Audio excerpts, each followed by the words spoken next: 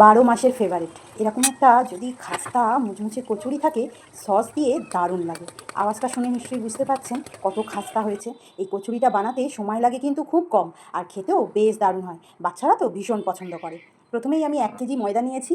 এরপর আমি দিয়ে দিচ্ছি নুন, দিচ্ছি চিনি, দিচ্ছি আমি খাবার সোডা, দেবো আমি একটু জোয়ানকে বেশ হাতে ভালো করে রগড়ে নিয়ে।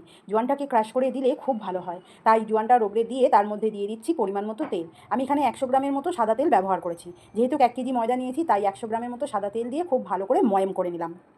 এই যে দেখুন, মুঠো করে ধরলেই ডেলা হয়ে যাচ্ছে, আর আলতো করে চাপ দিলেই ভেঙে যাচ্ছে, মানে ময়ামটা হয়ে গেছে।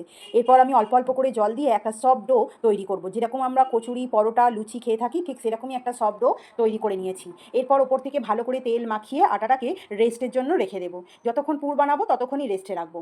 এরপর পুর বানানোর জন্য নিয়েছি কড়াইশুঁটি, দিয়ে দিচ্ছি মিক্সির বাটিতে কড়াইশুঁটি, নিয়েছি আমি 1 মুঠোর মতো ধনে পাতা, দিচ্ছি আমি আদা, দিচ্ছি আমি কাঁচা লঙ্কা, ঝালটা নিজেদের স্বাদ অনুসারে। তবে কড়াইটা আমি জল দিয়ে একদম মিহি করে বাটিনি, জল ছাড়াই এরকম দানা দানা করে বেটে নিয়েছি। এতে কচুরির পুরটা যখন মুখে পড়বে তখন খেতে কিন্তু বেশ ভালো লাগবে, তাই দানা দানা করে নিয়েছি। এরপর আমি একটা কড়ার মধ্যে 2 চামচ বেসন দিয়ে একদম লো ফ্লেমেতে বেসনটাকে ভাজা ভাজা করে নিচ্ছি, একটু রোস্ট করে নিচ্ছি। আর এরপর দিয়ে দেবো আমি একটু তেল। যে তেলটা দিয়ে আমরা পুরটা বানাবো সেই তেল দিয়ে তার মধ্যে কালো জিরে দিয়ে বেসনটাকে বেশ ভালো করে তেলের মধ্যে মাখিয়ে নিলাম, যাতে কোথাও বেসনটা ডেলা ডেলা না হয়ে থাকে।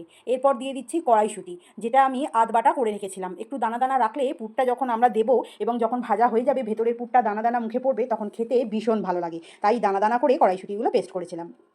এরপর দিয়ে দিচ্ছি আমি স্বাদ অনুসারে নুন, দিচ্ছি চিনি, দিচ্ছি গোলমরিচ গুঁড়ো, দিচ্ছি চাট মশলা, দিচ্ছি আমি গরম মশলা গুঁড়ো। দিয়ে আমি খুব ভালো করে নাড়াচাড়া করে আবারও মশলাটাকে একদম শুকনো শুকনো করে নেব। ততক্ষণ নাড়াচাড়া করব যতক্ষণ না কড়া থেকে উঠে উঠে আসবে, আর একদম জলটা যতক্ষণ না শুকিয়ে যাবে।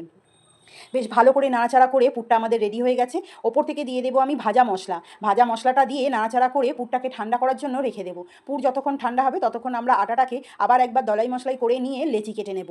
যতটা বড় বড় আপনি কচুরি রাখবেন, ঠিক ততটাই বড় বড় আপনি লেচিটা নেবেন। যদি রেসিপি ভালো লাগে তাহলে একটা লাইক আর কমেন্ট করে আমার পাশে থাকার সকলকে অনুরোধ করলাম। এরপর আমি একটা ডো নিয়ে এরকম বাটির মতো একটা শেপ করে নিচ্ছি, করে নিয়ে তার মধ্যে দিচ্ছি পুর, দিয়ে আমি মুখটাকে ঠিক এইভাবে বন্ধ করে নিয়ে হাতের তালুর সাহায্যে আমি কচুরিগুলো করে নেব।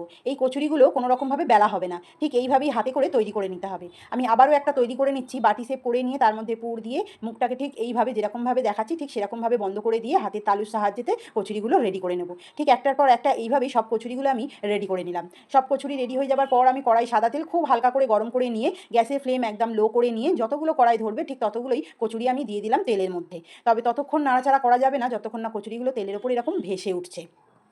এই কচুরি ভাজাটা একটু সময় ধরে করতে হবে, তাহলেই দেখবেন বেশ টবগা টবগা ফুলকো ফুলকো হয়ে যাবে আমাদের এই কচুরি, আর মচমচে তো দারুণ হবে।